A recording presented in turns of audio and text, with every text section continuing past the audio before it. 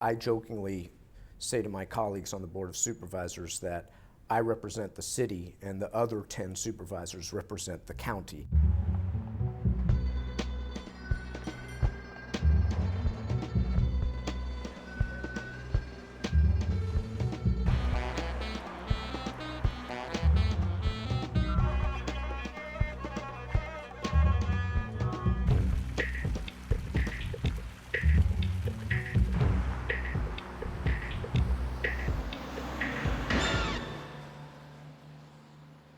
District 3, bounded by Van Ness to the west and the Bay to the north and to the east, and Geary and Post Street to the south, is the densest, most urban part of San Francisco. And the different histories and legacies of the individual neighborhoods within that area have an incredible contribution to the ethnic and historic fabric of the city, whether it's Chinatown or where the oldest set of buildings in San Francisco exist in Jackson Square, the old wooden stevedore, shacks on the east side of Telegraph Hill.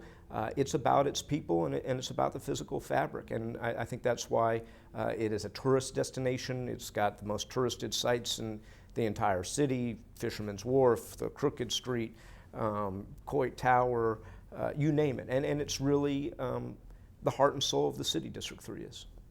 San Francisco's Chinatown is the most unique in the world because, not because of its history alone. This is a living, breathing, evolving community since the Chinese Americans first arrived in the United States. You don't need to travel to Hong Kong. You don't need to travel to China or Asia. You find everything here in Chinatown. People have talked about Fisherman's Wharf and being a little bit honky-tonk. Well, I'll tell you what, I think it is the only place in San Francisco that allows you to come and have fun. You are not expected to do anything else when you come to Fisherman's Wharf but have fun. Fisherman's Wharf is the #1 fish processing location on the West Coast. And if you go a little bit off the beaten path, which I encourage you to, it's fantastic. You can actually see working fish and crab fishermen and them preparing nets and traps and things, and it's good entertainment. We have a lot of stores that lots of other neighborhoods don't have. So it's for cooks and specialty bakers and as I say, art galleries. It's just a really great neighborhood. You can stand in front of my store and I can get you a hotel room for $40 a night here. I can walk within 5 blocks of here and get you a hotel room that's going to be $8,000 a night.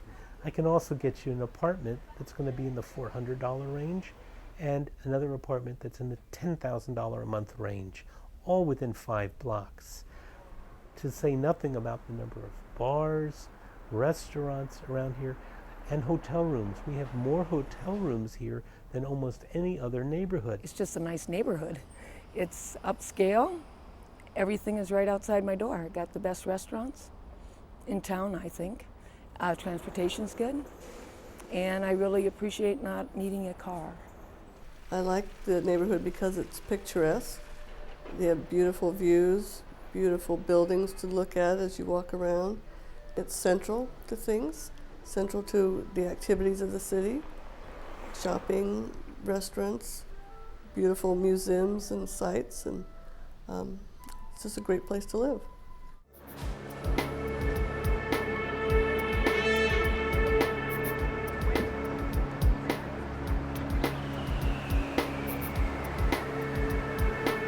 I have colleagues from other districts that come in on a Monday morning and they've had homicides in their district over the weekend.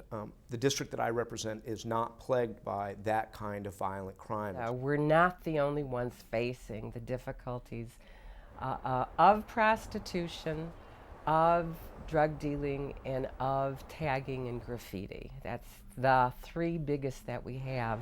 We have addressed the prostitution and drugs before, and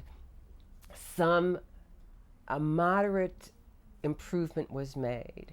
A couple of 6 months go by and we're back to the problem again because Oakland has taken certain action that has pushed the activity back to our city.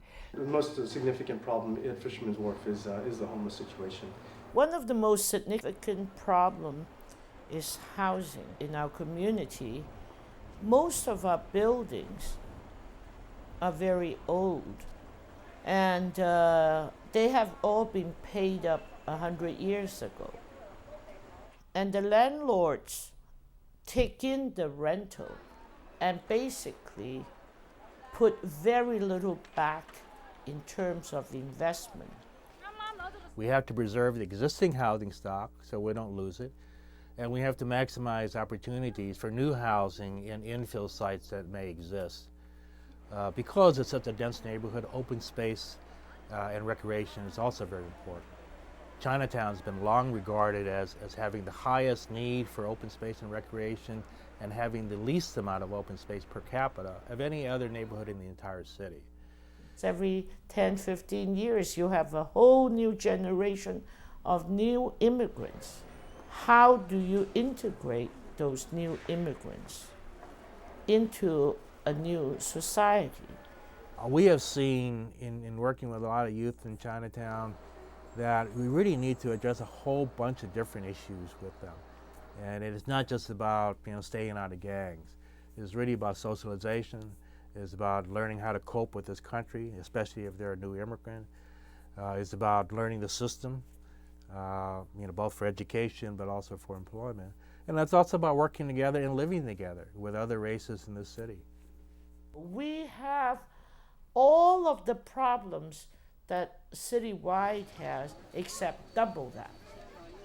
Daytime, our population is double because of the tourism and the daytime, city workers. So, because we are at the edge of financial district and the hotel district, so we have added burdens, whether it's street cleaning, garbage collection, or what have you. So the city has not done its duty to do extra street cleaning, extra garbage pickup. A big city has a lot of budget problems. They have limited amount of money that they can deal with, of course.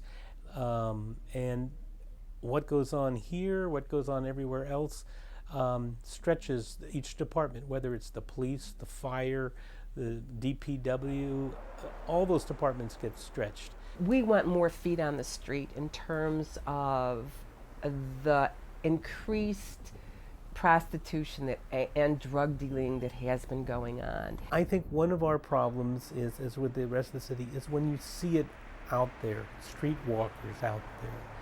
When there are houses of prostitution that are in a building, people don't complain.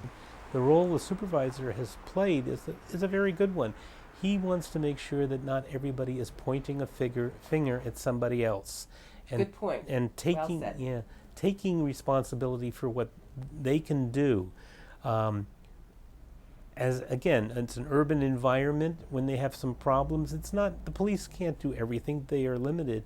But some of the things that have been happening are that we have a huge increase in DPW's presence here. By having more city workers cleaning the street, walking around, inspectors, along with policemen, people who are doing things illegally do not want to be seen by officials, whatever kind of official there are. The biggest problems in this neighborhood are parking. There is no parking. And keeping the streets clean and the neighborhood a friendly place. We want to make sure high-rises don't pop up all over. We want to have the character on the streets maintained, definitely the height limits.